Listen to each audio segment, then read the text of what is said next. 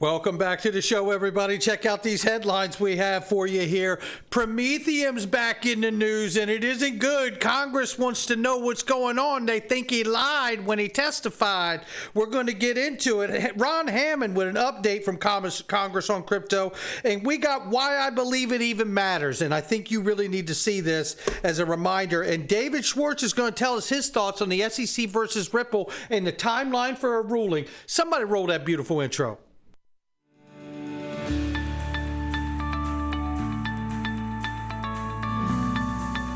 Digital Perspectives with Brad Kimes. Come on in.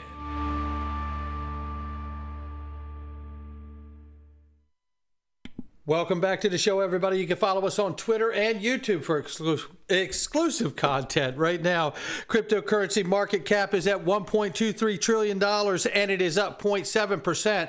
And I know that because I'm on XRPLHQ.com, and you need to get there too because it is the central hub for the XRP community. It is the modern day yellow pages for everything XRP community. In fact, if you're a project, a company, a token, a developer, you want to bring attention to your project, this is the place you want to be. Just like these, go to the website, click the link underneath the video, and click promote here and get there and make yourself known, ladies and gentlemen. I tell you, it's getting a lot of attention already. And right here to look at prices, the current market cap 1.23 trillion, market's up by 0.7%, Bitcoin 30,500 plus right now. We see Ethereum 1869 and change, Tether market cap 83.2 billion, and XRP is 47 cents right now, and we're off by 2.26% on the 7-day. Let's get started here. This is remarkable and exciting news. I said this morning in my first video that Glint Pay, you know, Glint is a sponsor, and I am so happy for them and what they're doing, that Glint Pay has been able to make banking a personal experience and create an alternative to the banking system by being able to take gold and turn it into cash. And they do that by allowing you to own physical gold. And this is an amazing story, ladies and gentlemen, I tell you, because they have been able to turn gold into money using a MasterCard debit card. You still own the physically allocated gold, but look at the exciting news. They've grown so quickly and so fast. They're now being offered on Link2's platform, just starting today. What they're doing is a game changer. Please take a listen and check this out. And shout out to Jason Cousins, Andrew, and everybody over there at Glint. Here at Link2, we thrive on introducing groundbreaking financial opportunities. Today, we have something truly extraordinary, Glint. Picture this, genuine gold, not just as a static asset, but as a dynamic part of your daily financial transactions. Glint is a breakout fintech company that's making this revolution real. Glint isn't bound by borders. With account holders in over 200 countries, they're already redefining global finance. Meet the trailblazer Jason Cousins, founder and CEO of Glint, who saw beyond the confines of traditional banking. Inspired by the financial crisis of 2008, Jason reimagined a world where gold is as liquid and usable as any fiat currency. Glint makes this vision a reality, enabling people to pay for everything with gold. It's a personal gold standard accepted anywhere in the world. With Glint, the way you use gold is reimagined. Unlike competitors in the space, Glint not only allows you to buy and sell gold, but also provides the unique ability to use gold in everyday transactions with the revolutionary Glint MasterCard. Now, financial freedom isn't just about what you have, it's also about how you can use it. Not only can you buy and save gold, but also send and spend it seamlessly at the market's fairest rates. Why gold? It's the antidote to depreciating value of fiat currencies. In a world of instability, gold stands as a beacon of security. Rest assured, your gold is safe with Glint. It's securely tucked away in a Swiss vault, insulated from banking system risks, and fully insured. Glint offers a truly holistic financial experience, an app for easy access, a card for seamless spending, and a wealth management portal for financial planning with gold. And for the discerning client, there is the exclusive X account, an invitation to indulge in a suite of exceptional benefits that blend luxury and utility like never before. Glint isn't stopping there. They're planning to extend their platform to third-party integrations, creating infinite possibilities for the future of digital payments. With a strategic approach to growth and a network of influential partnerships, Glint is a powerhouse poised to redefine the realm of digital finance. Take advantage of an extraordinary opportunity on the Link2 platform, because at Link2, we're your gateway to the world of private equity. I tell you something, what a remarkable moment for Glint. And shout out to Link2 for grabbing them and getting them on the platform so early. You can get Glint along with the other incredible products right now if you go to link2.com, click that link underneath the video, and get that private equity while it's still there, because it goes so quickly. And I tell you, this will not last long, so do not mess around. It's going to be gone very quickly. Link2.com, link underneath the video. Just in, we know that ex-SEC chair Bitcoin ETF should be approved, he says, after spending years saying it shouldn't, after his last day in office actually dropping the lawsuit against Ripple from the SEC chair and then leaving. You know, you can't help but see something like this and feel like, okay, well, there must be something coming in the way of good news for the digital asset space, because it certainly seems like he's turned on at this point and been activated. I just have to wonder, you know, is it BlackRock that called you? Is it Vanguard? Who was it? Just tell us who it was. Chainalysis suspects an inside job, say it isn't so, in multi-chain's $130 million exploit. Not funny, because people get hurt. That real money belongs to real people. And if I come down here, I just want to show this because the power of Chainalysis, man, I mean, you know, what they're doing is remarkable. And, I mean, we need that on steroids in this space with all the scams and things going on here. But multi-chain service stopped currently, and all bridge transactions will be stuck on source chains. There is no confirmed resume time. How about that? That was July 7th. Please don't use the multi-chain bridging services now. This was directly from multi-chain just a couple days ago. Prior to the exploit, multi-chain had been facing other trouble plagued by technical issues and stuck transactions. Multi-chain CEO Sao Wan has allegedly been missing for over a month, and other team members are believed to have been detained by Chinese authorities. Protocols has previously indicated that the CEO is the only person with the right permissions for server maintenance. Chainalysis noted rumors of the CEO's arrest and the confiscation of $1.5 billion from the protocol's smart contract funds, resulting in the suspension of services for multi-chains. Now, there's an indirect reason and direct reason I'm showing you this. One, you got to be careful, you know, of scams and things that happen. How could you have known? How could you have known? No one could have known that it was going to happen, right? But it's a reminder for all of us to understand. As an investor, I see myself as a guinea pig. I'm taking huge chances to be in this space, and you are too. And this is a reminder right here of just how early we are, because we don't have regulation. And as much as I stand in opposition to the way that Gary Gensler regulates from the SEC, I stand for regulation. I just don't stand for how he's going about it. They could put a one-pager up on the SEC site and stop all of this regulation by enforcement, except put a date. In 90 days from now, if you're not compliant and doing these things, you're a target. That I get, but that's not what we get. What we get is confusion, vagueness, ambiguity, right? All of those things that creates the ambiguity in the space because the regulator won't provide it. And then we understand that all the money starts to leave, the innovation leaves the country, right? All of this starts to be a cascading effect. So as we move through the material here, it's important to realize that, well, why is all of that? Why is that happening? Well, in my eyes and estimation, why it's happening is because the technology is absolutely that powerful. That's why it's happening. And we're not just talking about multi-chain and bridges. What we're talking about is the tech broadly. Cryptocurrency, digital asset, distributed ledger technology, blockchain. That's what we're talking about. That technology is so powerful, in fact, the government is concerned about which projects are actually tied to the right investors. There have been questions surrounding Prometheum for quite some time now, and it has come to a head over the last month or so.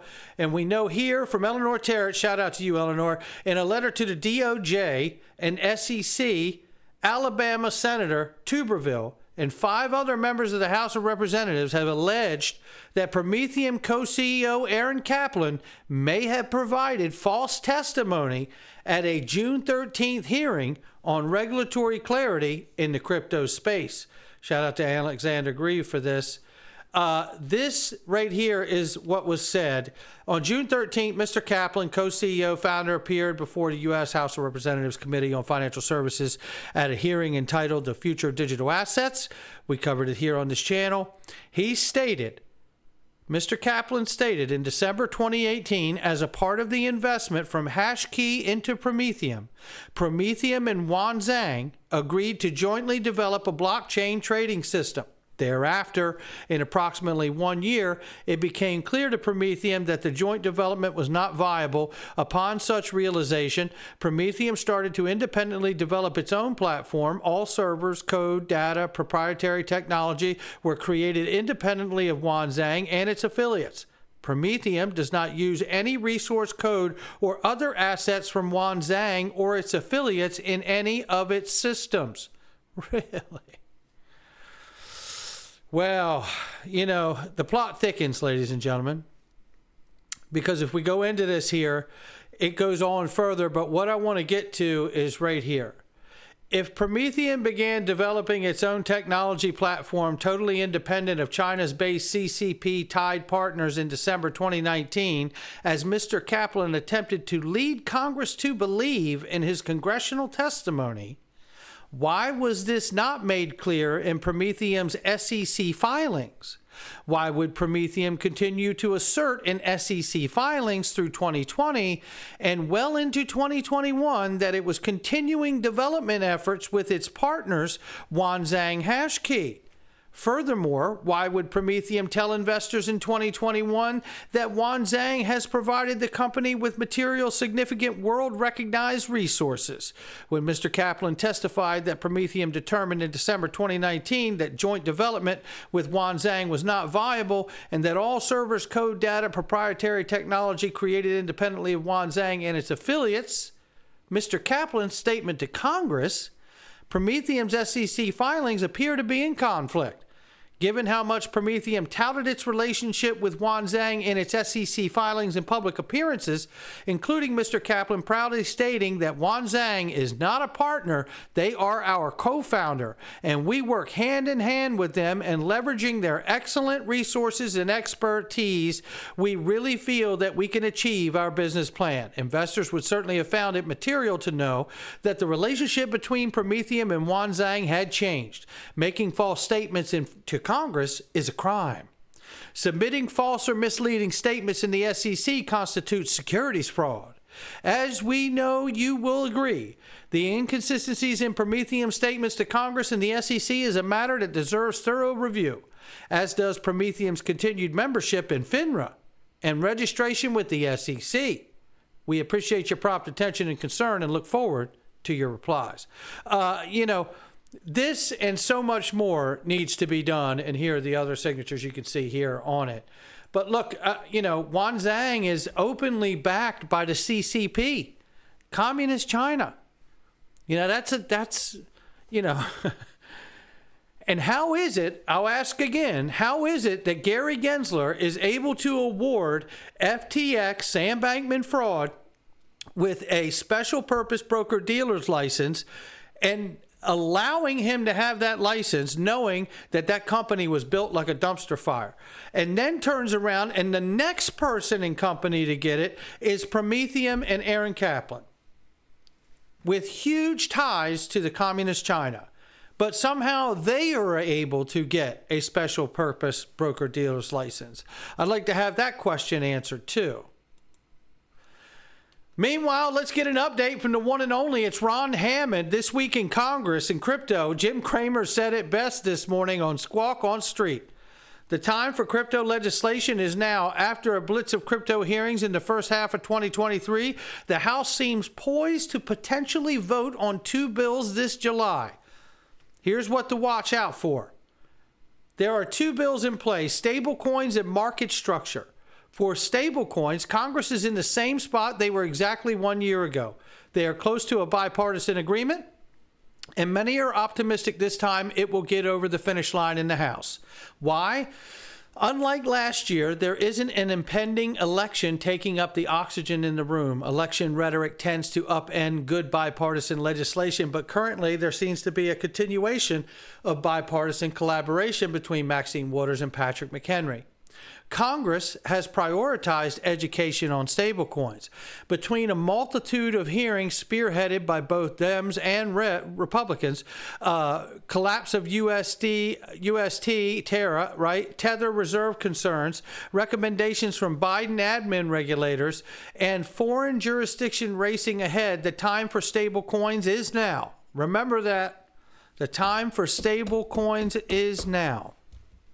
A vote in the committee is the first step of many in getting a bill signed into law, but it is a barrier most crypto bills have failed to cross. In a split Congress, any piece of legislation is hard to pass. Therefore, you need significant bipartisan support, which this seems to have.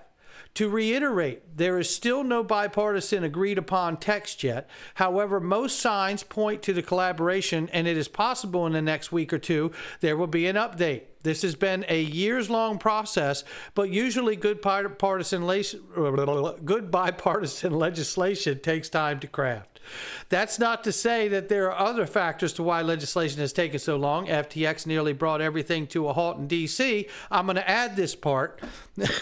Thanks to Gary Gensler not doing his due diligence as the chair of the SEC, because it would have never happened had he done it.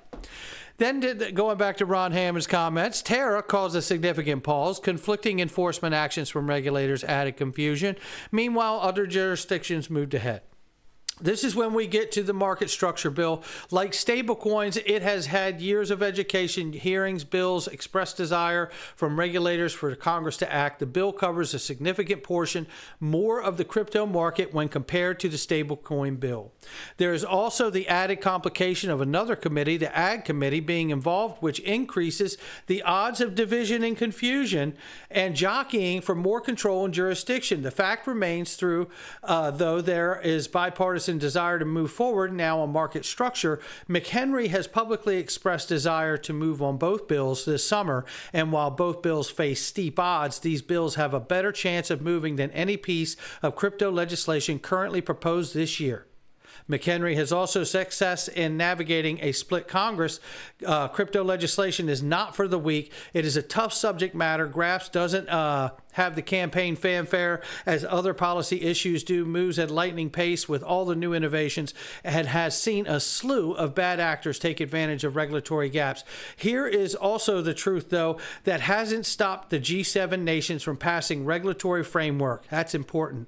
Businesses need to know what they can and can't do. For the U.S., those answers aren't there. The time for action is now. Otherwise, the U.S. will continue to lose developers, and it's absolutely true. And I bring you to here because this is Caroline Pham from the CFTC talking just about a year ago about what the real concern with stable coins and the digital token world really is. Take a listen here. With Caroline Pham from the CFTC, who has been very clear that there is no clarity in this space for crypto, and she wants to help make sure that we have it. But I want to take you to a clip here that I find very important when you understand just how important the digital asset space is, because it is a concern of national security issue. And she goes on to talk about greater concerns of one of these digital assets, a non-state, becoming a non-state world reserve currency. Really? Take a listen to this clip here. And so this is really, I think, things that people are thinking about, and it's things that people are concerned about. And I think there are also concerns about what does it mean, again, from a geopolitical perspective, if should another currency arise as the world's reserve currency, or if there's a non-state currency, so to speak, that becomes a world's reserve. That's another thing that I think people are very concerned about. Very concerned about. Yeah, very concerned is right, because that's what we're talking about here. Stablecoin legislation, global stable coins. We're talking about the threat of this innovation being so strong that it could challenge the sovereignty of a nation. That's what we're talking about here. And they're going to have to do something. They can act like they have forever, but they do not. Meanwhile, we're still waiting for the judge, Judge Torres. Judge Torres. We need a ruling. I don't want you to rush anything. I know you're going to get it right, but I am ready. I know everybody else is too. But David Schwartz chimes in here and he says Ripple CTO gives timeline for summary judgment, and it says basically nothing wrong or unusual here, and he wouldn't find any cause for alarm unless we went into late September or beyond that point. And remember, if we go beyond that point, John Deaton has told all of us that then you get put on a more than 6 months pending decision, and the federal judges are put on a naughty judge list to Congress. And that's not a list that they want to be on because it makes their record not look good. So, look, I don't think there's nothing is out of the realm of normal here for me and where I'm standing. And I know David Schwartz is saying the same thing. And we just have to be patient. And patient is a word that not many of us want to hear these days. And I get that. You know that because there's so much infighting that goes on. I see people attacking others. I'm attacked every single day. I'm used to it. But I tell you, at the end of the day, we just have to let these things happen. But what I am certain of is whether it's the ruling in the SEC case or whether we're talking about getting legislation in Congress, something will have to be done. This technology is so powerful, it is not going to go away. There's no way to put this back into the bottle. So this genie is out, and this is where we are on this day. All right, that's going to do it for me. Hopefully we get some stablecoin bill this year. How great would that be? Get it passed in July and hopefully get it through the Senate and by the end of the year. That would be amazing. All right, that's going to do it for me. I'll catch all of you on the next one.